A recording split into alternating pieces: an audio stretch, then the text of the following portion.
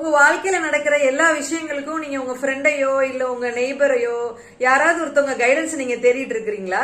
இது சரியா, இது தப்பா, நான் செஞ்சது ரைட்டு தானே, நான் செஞ்சது தப்பு தானே அப்படின்னு நீங்க கேக்குறவங்களா? அப்படின்னா உங்களுக்கான பதிவு தான் இது.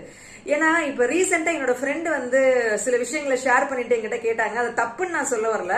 சோ இது ஃபர்ஸ்ட் செகண்ட் டைமா இருந்தா பரவாயில்ல, ரெகுலரா நடக்கிற எல்லா விஷயங்களையும் ஷேர் பண்ணி கேக்குறாங்க.